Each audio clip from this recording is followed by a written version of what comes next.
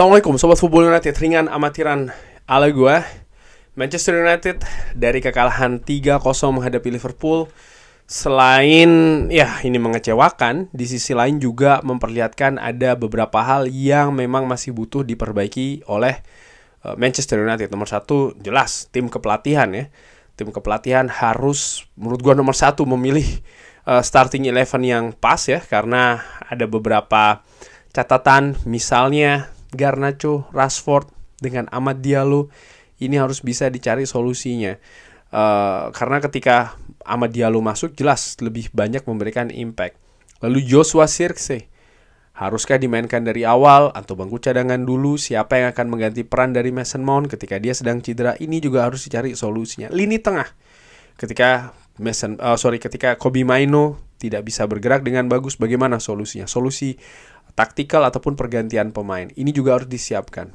Dan di video kali ini gue ingin menyinggung khusus terkait dengan Casemiro.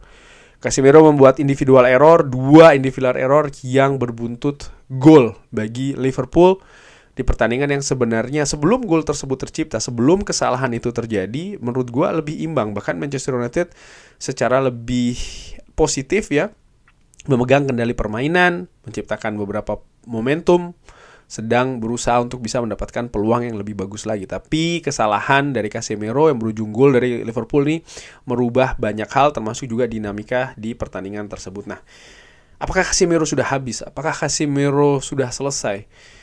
Dari musim lalu terlihat memang ada penurunan penampilan dari Casemiro dibandingkan dengan musim sebelumnya. Tadinya gue berpikir karena konsep permainan yang ingin dibangun berubah dari 4-2-3-1 ke 4-1-4-1.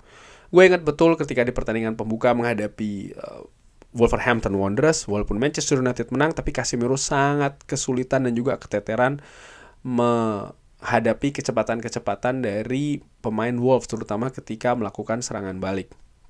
Dan ternyata ini berlanjut ke musim lalu, walaupun tidak semua pertandingan ya, ini juga gue harus fair, tidak semua pertandingan Casemiro ini tampil buruk, tapi dengan pemain sekali Casemiro yang merupakan pemain senior, pemain dengan banyak pengalaman, berasal dari klub besar Real Madrid, ditransfer dengan angka tinggi dan juga memiliki gaji salah satu yang tertinggi di Manchester United, tentu saja ada konsistensi yang diharapkan. Hanya saja ini tidak terjadi musim lalu.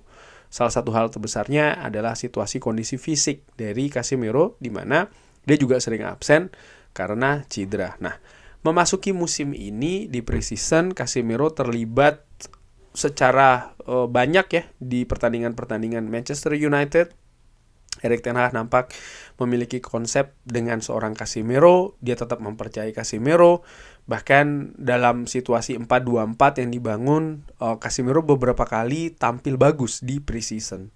Bagaimana ketika memasuki 3 pertandingan awal atau 2 pertandingan awal ya, terlepas dari menghadapi Liverpool, ketika menghadapi Fulham dia tampil bagus, dia tampil luar biasa bahkan ya. Ketika menghadapi Brighton, ya walaupun Manchester United kalah, tapi dia juga tampil oke di pertandingan tersebut secara ringan amatiran. Namun apa yang ditunjukkan ketika menghadapi Liverpool seakan merubah itu semua.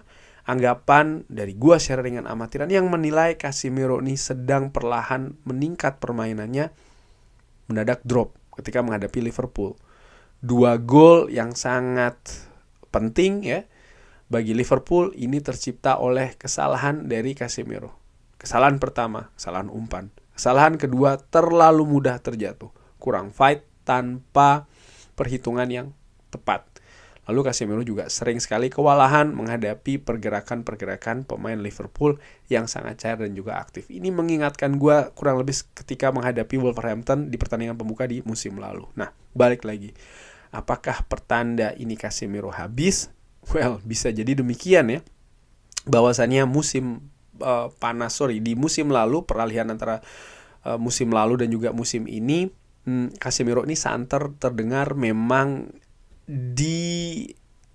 berusaha didatangkan oleh klub dari Saudi, sebelum akhirnya itu tidak terjadi karena memang ada kondisi teknis yang tidak memungkinkan bagi klub Saudi yang berminat untuk mendatangkan Casemiro.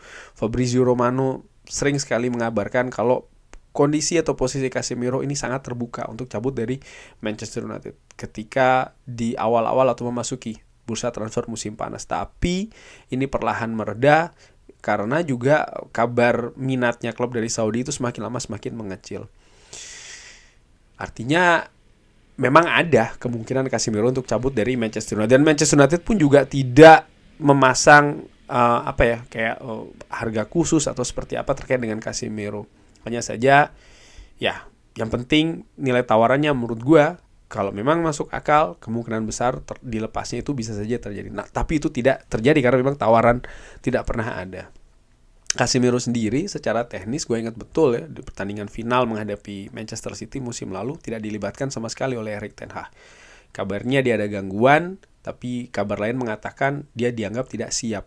Dan ini tentu saja mengkhawatirkan ya, karena pemain sekaliber Casemiro dianggap tidak siap secara teknis ataupun non teknis. Jadi ini bukan sesuatu yang bagus. Di preseason sebenarnya tim kepelatihan berusaha untuk memperbaiki penampilan dari Casemiro ya.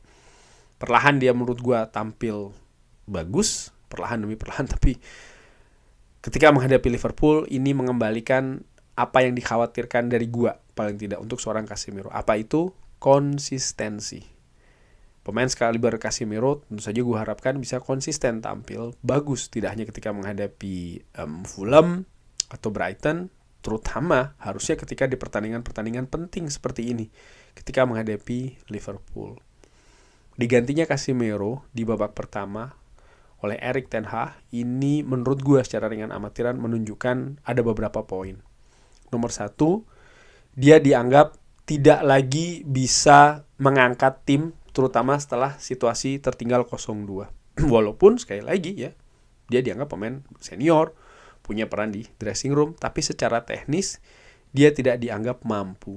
Di samping dia juga membuat kesalahan ya, ataupun error di 2 gol yang diderita oleh Manchester United. Sehingga poin nomor 2, Manchester United mengganti dengan Toby Collier. Ini seperti tamparan menurut gue bagi pemain senior seperti Casemiro. Bagaimana mungkin Casemiro yang pemain senior ya, dengan berbagai pengalaman dan juga berbagai gelar Star Trophy digantikan oleh pemain yang masih muda. Bahkan ini penampilan yang pertama kali bagi Toby Collier dan langsung menghadapi Liverpool ya. Ini merupakan situasi yang menurut gua ya sangat-sangat besar impact-nya bagi Casemiro dan juga Toby Collier, menurut gua seperti itu. Di sisi lain nomor 3, ini juga menunjukkan keberanian dari tim kepelatihan Manchester United karena tentu saja ada resiko di sana.